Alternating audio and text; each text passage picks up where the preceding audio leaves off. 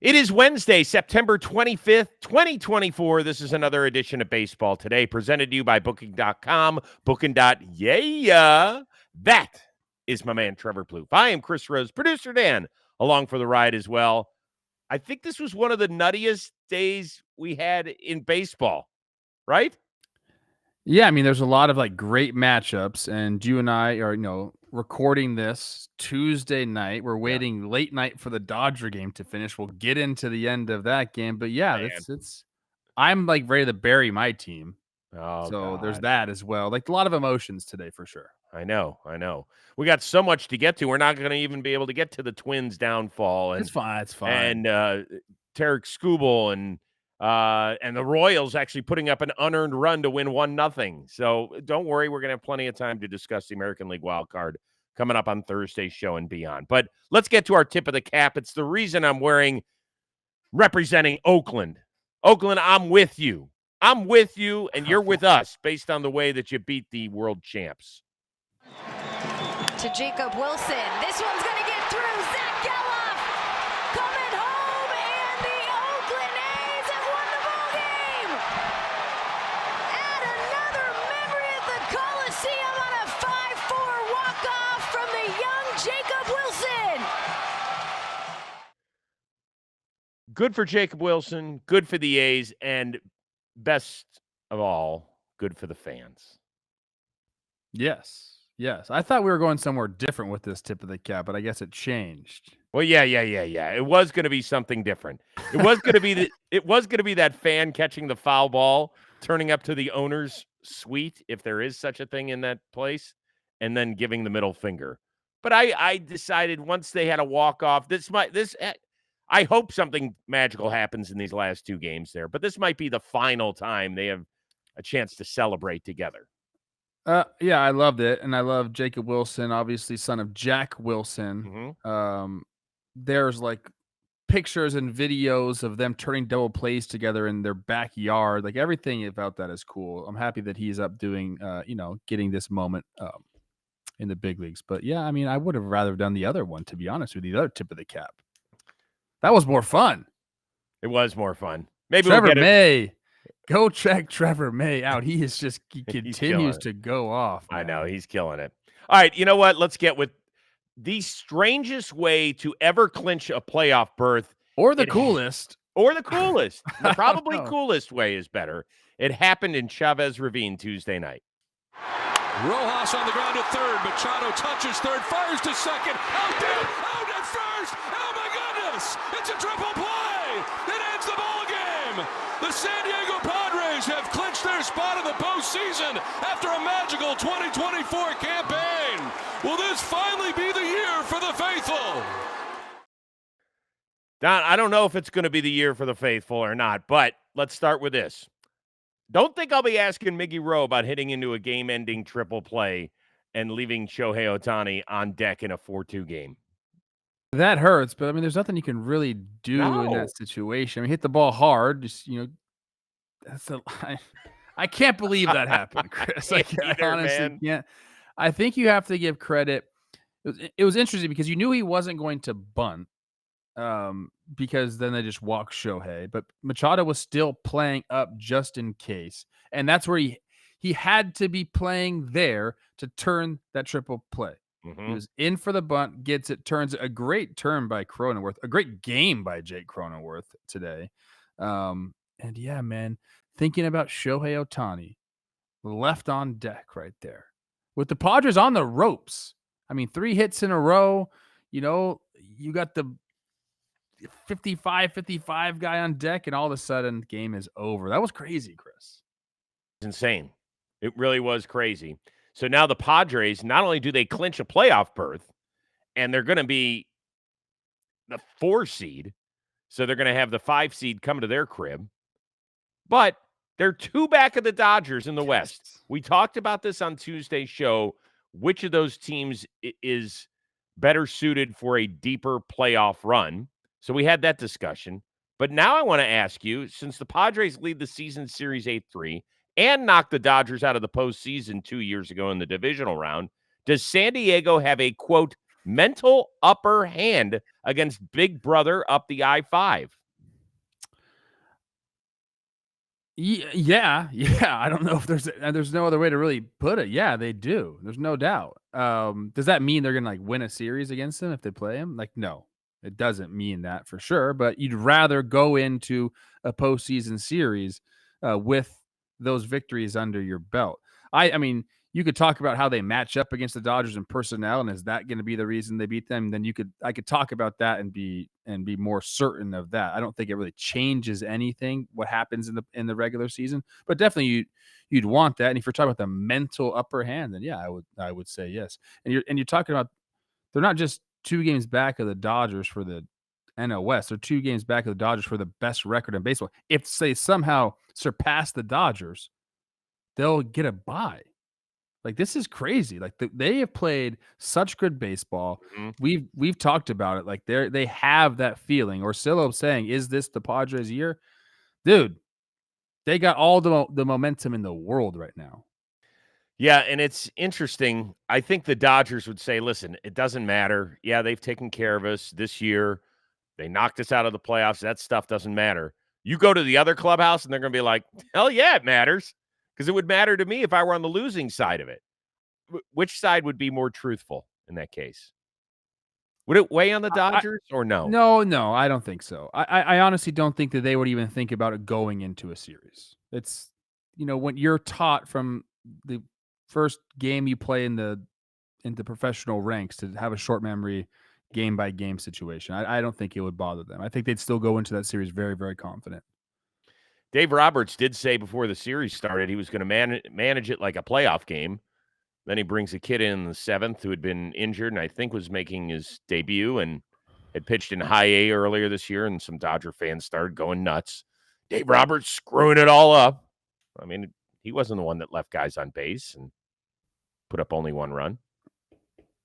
I hear that from my Dodger fans as well. Okay, good. My Dodger fan friends as well. Yeah. And I always like to kind of egg them on. I don't root for, again, everybody knows I root for one team in baseball. So the rest of them, I just want to see good baseball. This was good, fun baseball. And what an amazing finish. All right, let's move over to the American League, where we heard a familiar refrain coming out of Houston, Texas. Got him! For the 4th year in a row, and the 7th consecutive full season, the Astros are the AL West champions. I'm so proud of this team. I'll tell you why. There's a lot of people that count us out early. But you know what? This team's got heart. We got heart. We believe in one another. We don't quit. We got grit. We are tougher than any team. And you know what? Here we come. Let's go! Joe Espada, the rookie manager, doing a very, very good job this year. By the way, did you catch Todd Callis on the call where he said for the 4th straight year and the 7th straight full season? Full season. I was thinking, who did win it? The A's. In 2020? Yeah, they won the division. I think they were the 2 seed that year. And completely forgot about that. So that was interesting because to me, that is kind of a veiled shot at everybody else, saying that in a full season, the Houston Astros, we always mean business. But heck, even remember that year, I think they finished below 500. I think they went like still made the playoffs, right? Not only did they make the playoffs at, I think, 29-31, they made it to the ALCS down 3-0 against the Rays and came back and forced a Game 7. So I think he was taking a little bit of a shot at maybe the Dodgers for winning it during a 60-game season. Maybe I'm reading too much into it, but it's possible. Maybe he's just trying to forget that year. That's a forgettable year. Yes, it was. But let's get to the big question here is that the Astros were 10 games back in the middle of June. How surprised are you that Houston is back in this position? Not surprised at all. And Joe Espada, I get it. Rookie manager gets down 10 games to Seattle. I'm sure he was hearing it from some people and probably in his own head saying, man, am I really going to screw this run up? But I think people were surprised how quickly it turned around. Not that it did turn around. Not that they won the division, but that they got on top of the division so quickly. after they were down those 10 games. I mean, I'm not surprised at all. How could you be surprised anymore with the Astros winning the division or getting to the ALCS or having postseason success? Like, it's not surprising. Was to me. Why? Because this was the year where I thought that it was going to be a stumble because they didn't have enough starting pitching. Remember, at that point, we didn't know about Verlander, McCullers, Garcia. They basically had one guy that they knew that they could rely on at that point, and that was Framber. Okay, the rest of them, Renel Blanco. They had question marks. Hunter Brown hadn't established himself whatsoever. And Renel Blanco had thrown a no-hitter at that point, but we Yes. didn't know exactly what he was. So it was going to have to be some guys that weren't familiar being put in that position that had to deliver. And that's why I didn't think necessarily it was going to work. Yeah, but they've shown that before. Framber came out of nowhere too. Framber was what kind of prospect was Framber Valdez? Okay, but they have the juice, man. They have it. The I know they do. Astros organization have it. And not to mention, Mhm. okay, look, maybe they were going to be a little bit deficient in the starting pitching spot, but the lineup was still the same people, same guys. I know it started off slow, but you knew those guys were going to get it going. And then the back in the bullpen also started off the season very slow, but you knew, those guys have track records. And the only thing you could have said was, oh man, like they did Ryan Presley dirty, bringing Josh Hader into and making him the closer. But like that, all that stuff figures itself out. Now look at this roster, and you can't like. I look at the roster now, I'm shocked that they started the way that they did. But I was even at that point, I felt like there was a big chance that they would come back, at least make the playoffs, if not take the division over. They took the division over in 2 months. It's crazy. So it was actually on June 18th when they were 10 games back. Yes. At that point, they had about 5 weeks to really get it straight. Or they could have traded certain guys. I didn't think that was in their DNA, but for the first time, it was on the table, right? With the impending free agents and things of that nature. It was possible. Didn't think it was likely, but it was certainly possible. So what did they do? They won 13 of their next 15. They got the deficit down to 2 games in 3 weeks, from 10 to 2, and that's where it all changed. And now they're trying to get to an 8th straight ALCS. I suppose I wouldn't bet against them, but we will talk about that certainly when we get to the playoffs. Good for Joe Espada, too, by the way. It's not easy replacing a legend like Dusty Baker and getting it done. He feels great. Oh, of course he does. He should, too. It's a hell of a job he did. Hell of a job. This episode, Baseball Today, brought to you by Booking.com, the official accommodation partner of Major League Baseball. Booking.com, booking.yeah, with the MLB postseason upon us. It is time to explore those U.S. cities you always secretly wanted to learn more about. Yeah, we're talking about your baseball rival cities with hotels, bed and breakfast, vacation rentals, resorts, and so much more on Booking.com. You might just find your perfect stay for this postseason, even in your baseball rival city. Told you before, 2016 World Series, my then Cleveland Indians at Wrigley Field. First World Series game there since 1945. And I could say I was there. And I could say I saw the Guardians win 2 of 3 out there. Rest of the series didn't go so What good happened after that? Stop it. Bite your tongue, Plouffe. My point is that if you want to go see your team play in a different venue, go for it. So no matter what team you're rooting for this postseason, Booking.com can make you a fan of any U.S. city. From hotels that overlook stadiums to family-friendly resorts to cute little bed and breakfast, Booking.com has so many choices across this great country of ours. The right stay can make you a fan of any U.S. city, yes, even your baseball rivals. Book today on Booking.com and download the Booking.com app today. More teams are clinching. Yankees already have a playoff berth, but they did not clinch the American League East on Tuesday. They could have done that with a win. Instead, it's the Birds flying high for a second straight year. With a 1-run lead.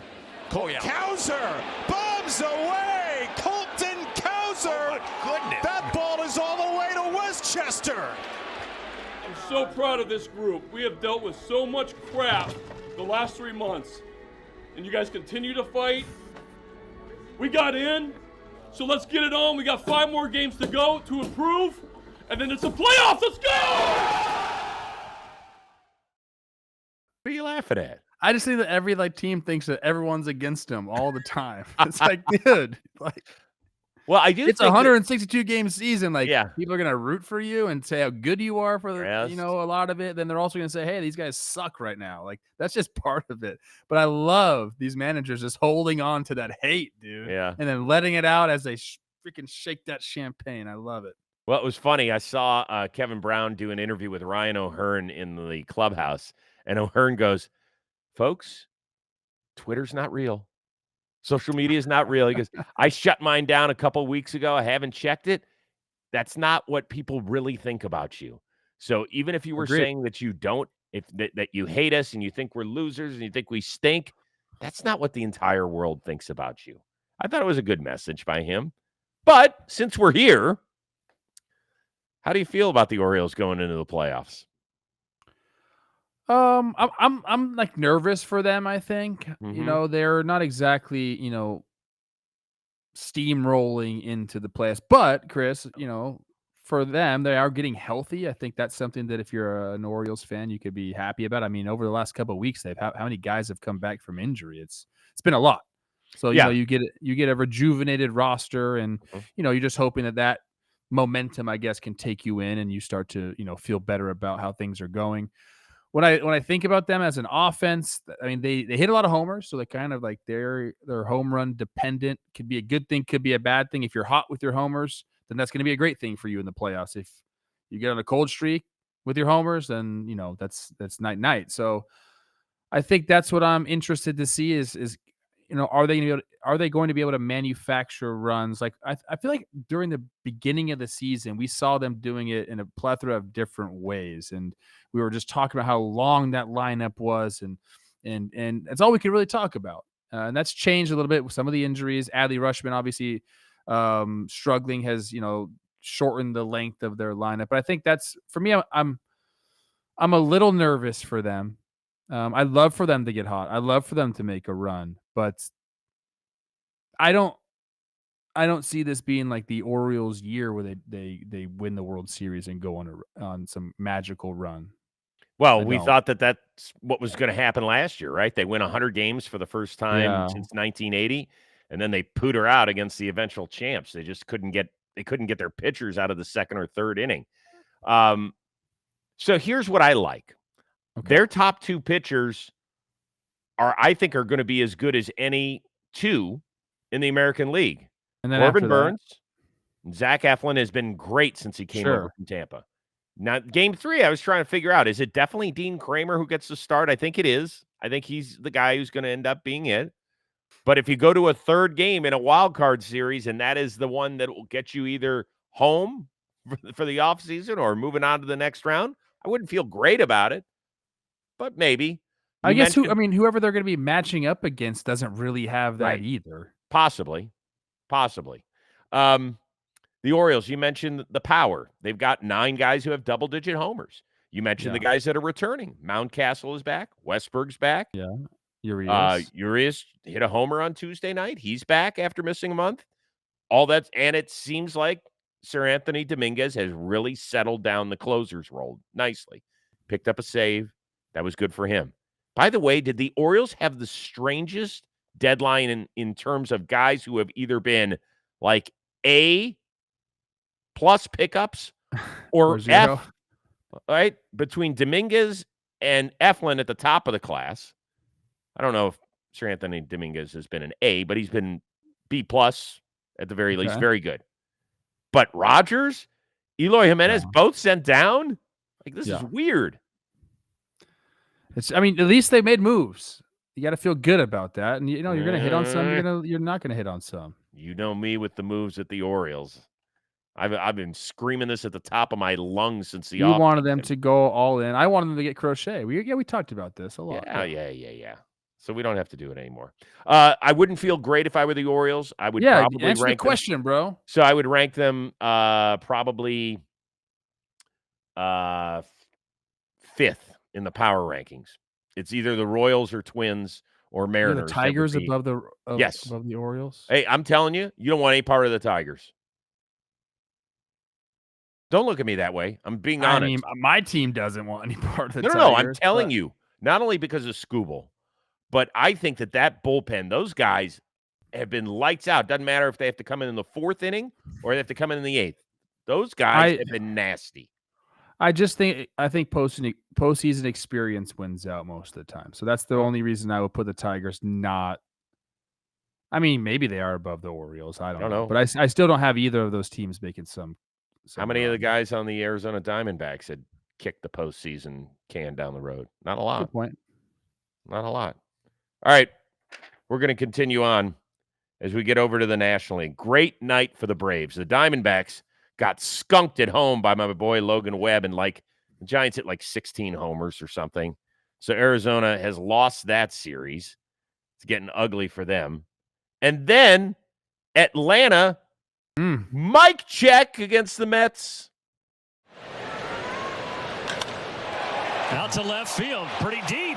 That's going to keep going, and it's going to get out of here. Michael Harris, a single, a double, and now a homer, and it's only the 4th inning.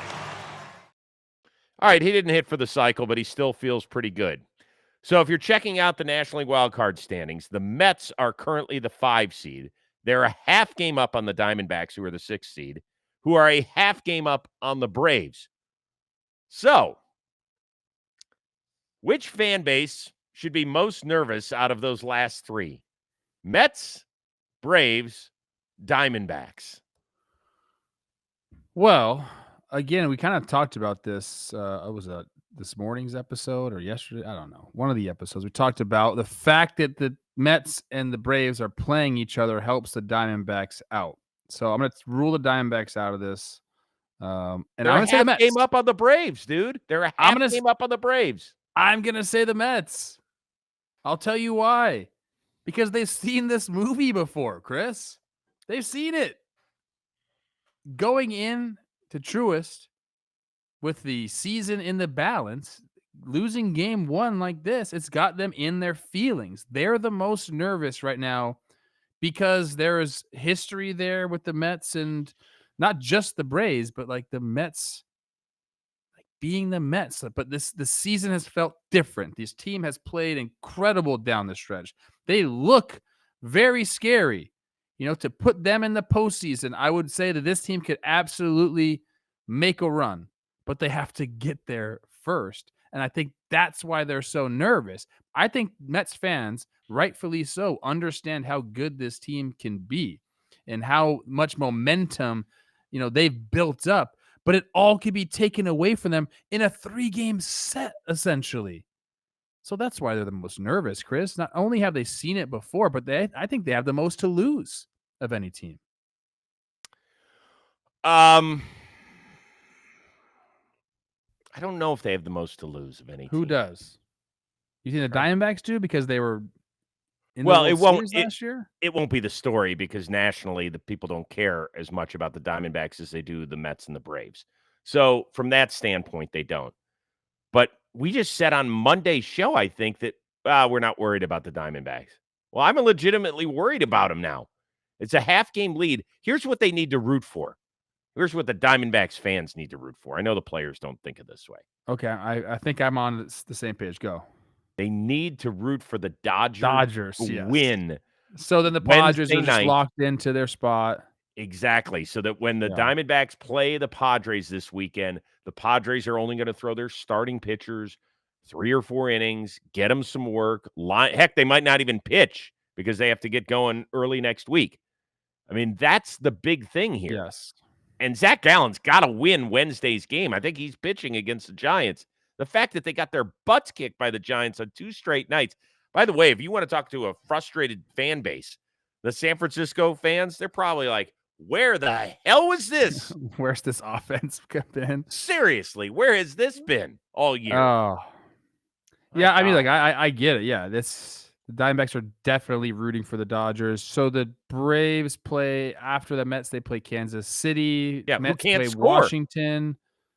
Yeah, I mean, the Royals aren't going to score this weekend. The Royals might be locked into a playoff spot too. The way the Twins are playing, they could be locked into a playoff spot as well. Yeah, and Seattle really screwed the pooch too. They blew it too. They could have stuck right there. But no. Well, they're playing the Astros. I know, but I mean, that's who's on the schedule. Let's go to work, boys. Let's go to work. I still think there's going to be some screwy stuff that happens over the next few days. I do too. I didn't think we'd be talking on a Wednesday show about the Arizona Diamondbacks sweating it out, but they are. Are they a half game? Because I'm on Baseball Reference as a game and a half. I don't know. No, they are a half game. They've lost these last two. So Why they is are. Baseball Reference not updated yet? Go to a different website. I'm going. I'm there. They're a half, yeah. Okay, thank you. All right, we got more coming your way, but first, this word from Trevor Plouffe. Yes, there's a chill in the air. Leaves are falling to the ground. They're changing colors. It's beautiful out, except in Southern California. That doesn't happen. But anywhere else it does. And football is on every weekend. That's what fall is about. Also the Fall Classic, whatever. You can make each weekend even more exciting by getting into the action with our partners at DraftKings Sportsbook, the number one place to bet on touchdowns. Right now, all new customers who bet $5 will instantly get $200 in bonus bets when you use code BASEBALL today. Stay in on the action and use your $200 in bonus bets to bet anytime touchdowns on DraftKings. So it's really easy. We just talked about fall and football, maybe some chili and some cornbread. I don't know. Download the DraftKings Sportsbook app now. New customers use promo code BASEBALL today and bet just $5 on any wager and get $200 in bonus bets instantly. That's promo code BASEBALL today only at DraftKings Sportsbook. All right, before we get out of here, I want to talk to you about the story of one Rowdy Tellez. Released by the Pirates on Tuesday, 4 plate appearances shy of getting a $200,000 bonus. Ben Sherrington, he is the Pirates GM, said the contract had, quote, zero to do with the decision. Are you buying it?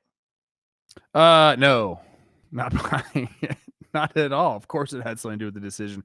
Why are you releasing somebody with 5 games left in the season? They said to get a few guys more clear playing time. I don't know about that, Chris. It seems really, really shady. It seems stupid for them to do it. It seems like it makes them like it makes you less like players who are free agents. Why would you want to go to Pittsburgh if that's how they treat guys that they signed?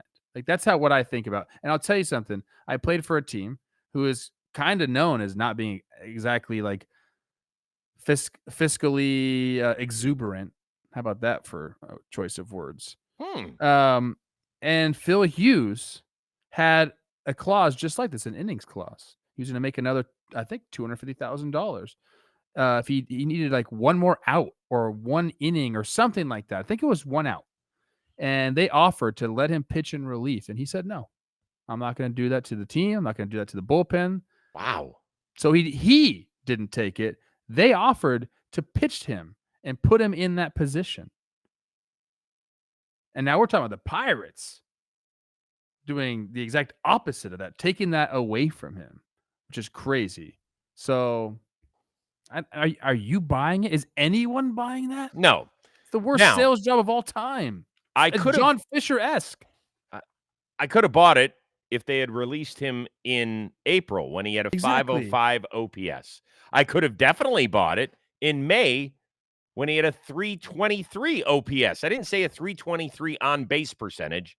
I said 323 OPS. But then he was over 900 in each of the next 2 months, over 800 in August, and he slipped to sub 500 in September. That happens. Goes up and down, and that's kind of who Rowdy is. He's an up and down player. He can get home or hot, but sometimes he's this is embarrassing, and I hope your players union does its job here. I hope that I don't know. There's nothing they can do. There's nothing to do.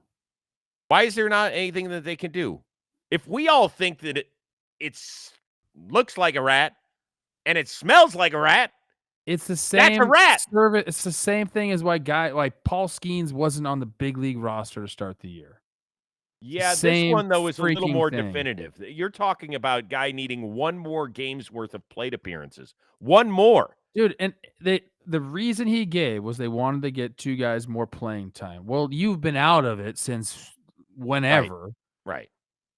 At the beginning of September, you could have done this. Then get him more playing time. Go for You it. think they didn't know or, like, forgot about it, and they were like, "Oh, shit.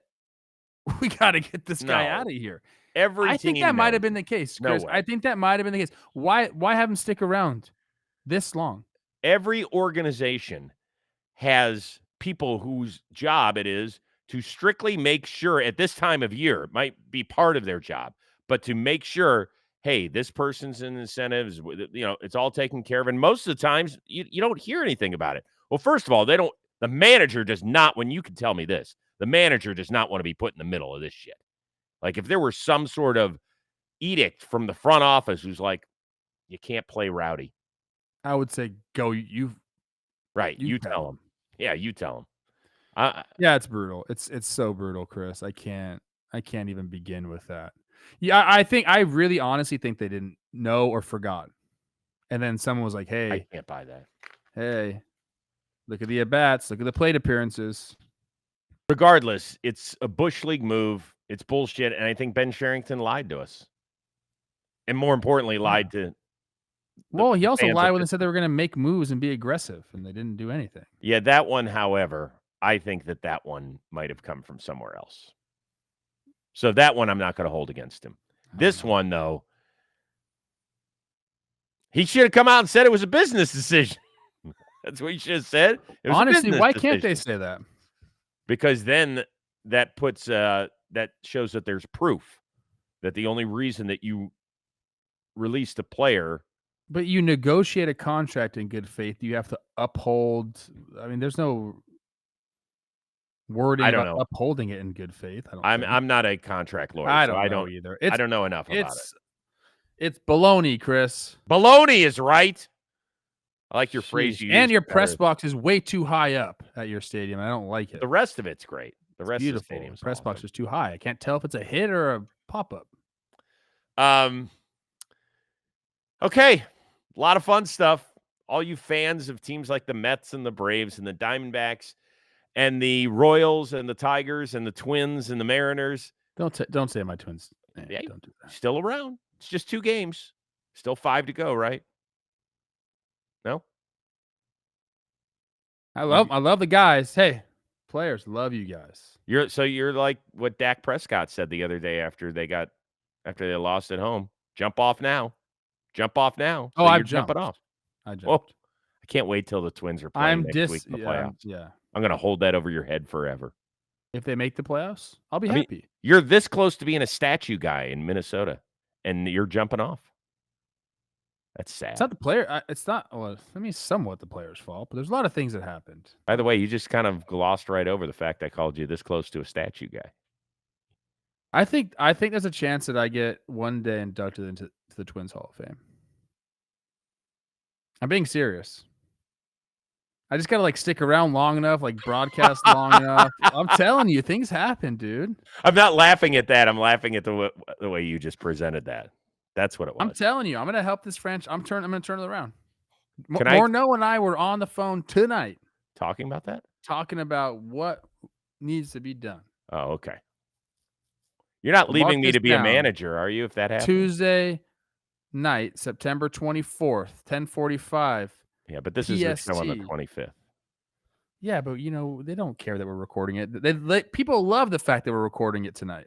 I know. It shows that we got gumption, Chris. Yeah, boy, you and your vocabulary tonight. This show has just gone off the rails. Me and Morgan are going to save the Twins. All right, it's time to go night for everybody, even though this is the next day.